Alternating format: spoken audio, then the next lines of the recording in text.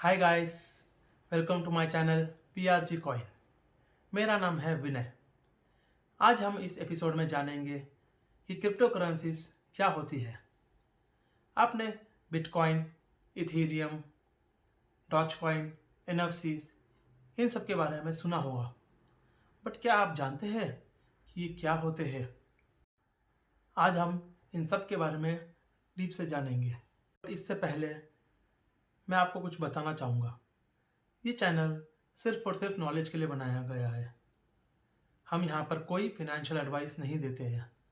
अगर आपको financial advice चाहिए तो आप कोई फिनेंशियल एडवाइज़र से पूछिए। चलिए अब इनके बारे में जानते हैं।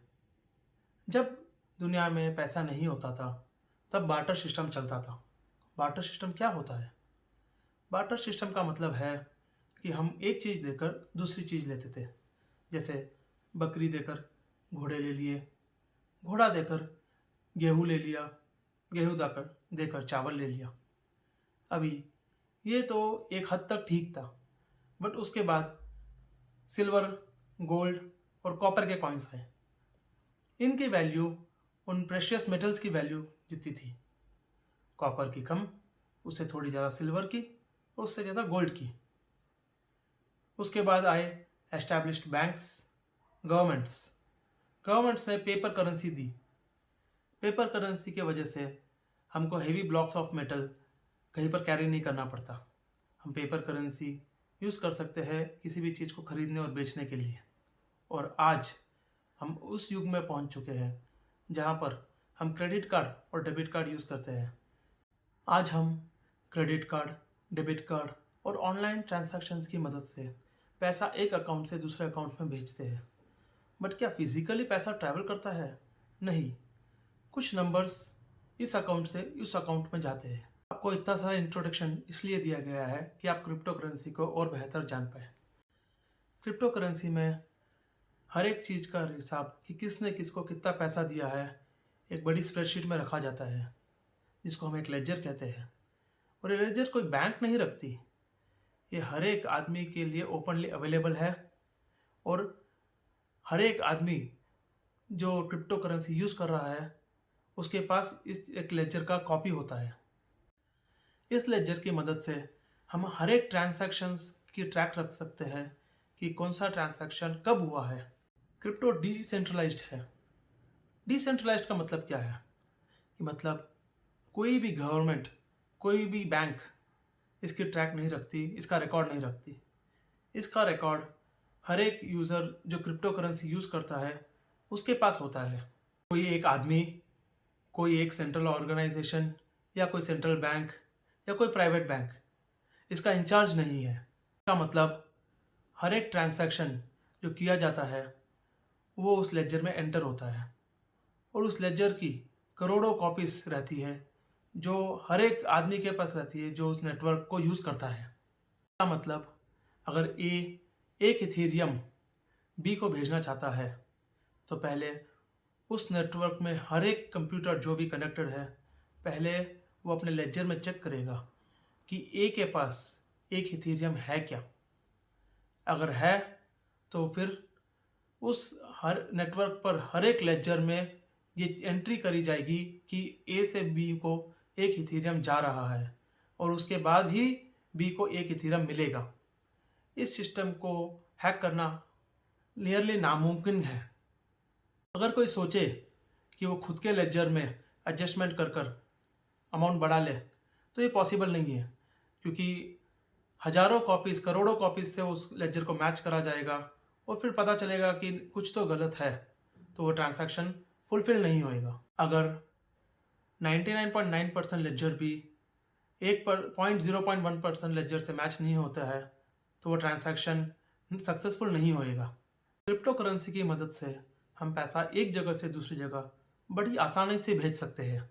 इसमें किसी भी सेंट्रल बैंक या किसी भी नेशनलाइज्ड बैंक या प्राइवेट बैंक की मदद नहीं चाहिए और इसमें ट्रांजैक्शन फीस भी बहुत बहुत कम लगती है। क्रिप्टो करेंसी ब्लॉकचेन टेक्नोलॉजी पर बनाया गया है। ब्लॉकचेन क्या है? अगर साधारण सी भाषा में बोला जाए तो ब्लॉकचेन टेक्नोलॉजी में ईच एंड एवरी डेटा को एक ब्लॉक में सेव करा जाता है, ब्लॉक में रिकॉर्ड करा जाता है। तो ब्लॉकचेन में हर एक ब्लॉक में डेटा एक हैश नंबर के साथ सेव किया जाता है। साथ ही उस ब्लॉक में प्रीवियस ब्लॉक का भी हैश नंबर सेव किया जाता है। तो अगर किसी ने किसी ब्लॉक का डेटा चेंज किया तो उसका हैश नंबर चेंज हो जाएगा और वो प्रीवियस ब्लॉक के हैश नंबर के साथ मैच नहीं करेगा। तो अगर किसी को किसी ब्लॉक को हैक करना है तो उसको सिर्फ एक लेजर चेंज करने से नहीं होगा, उसको उस नेटवर्क के हर एक सिस्टम से हर एक कंप्यूटर के ब्लॉक का डेटा चेंज करना पड़ेगा और साथ ही साथ उससे पहले के हर एक ब्लॉक का डेटा चेंज करना पड़ेगा, जो नियरली इम्पॉसिबल है।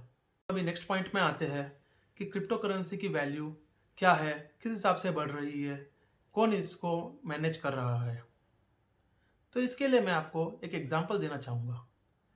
आज यूएस डॉलर की वैल्यू है, आज समझ लो आप यूएस का $100 पूरी दुनिया में कहीं पर भी लेकर जाते हैं तो उसको एक्सेप्ट किया जाता है। बट सडनली अगर हर एक कंट्री वर्ल्ड ओवर मना कर दे कि हम यूएस डॉलर को नहीं एक्सेप्ट करेंगे, तो यूएस डॉलर की वैल्यू नहीं रहेगी, वो सिर्फ यूएस में रहेगी। उसी तरह क्रिप्टो करेंसी की वैल्यू पीपल एक्सेप्ट कर रहे हैं इसके लिए है। अगर आज पूरी दुनिया के कंप्यूटर्स मना कर दे कि नहीं, क्रिप्टो करेंसी की वैल्यू नहीं है, तो उसकी वैल्यू ज़ीरो हो जाएगी। क्रिप्टो करेंसी कोई गोल्ड बॉन्ड या किसी चीज़ से सिक्योर नहीं है जैसे बाकी देशों की करेंसी सिक्योर होती है। आज के टाइम पर डेली बेसिस में हजारों क्रिप्टो करेंसीज मार्केट में आ रही है। सारी 10 साल बाद सारी शायद रहे ना रहे, कुछ जरूर रहेगी। अभी तक क्रिप्टो करेंसी को कुछ ही कंपनीज ने ऐसे पेमेंट मेथड एक्सेप्ट किया है। इंडिया में अभी तक कोई भी कंपनी उसे एक्सेप्ट नहीं करती, ना गवर्नमेंट रूल्स के हिसाब से अलाउड है। कुछ कंट्रीज का ये भी कहना है कि क्रिप्टो करेंसी की वजह से एनवायरमेंटल डैमेज हो रहा है, क्योंकि क्रिप्टो करेंसी की माइनिंग में काफ़ी ज़्यादा कंप्यूटिंग पावर यूज़ करा जाता है और कंप्यूटिंग पावर के लिए कंप्यूटर्स इलेक्ट्रिसिटी यूज़ करती है।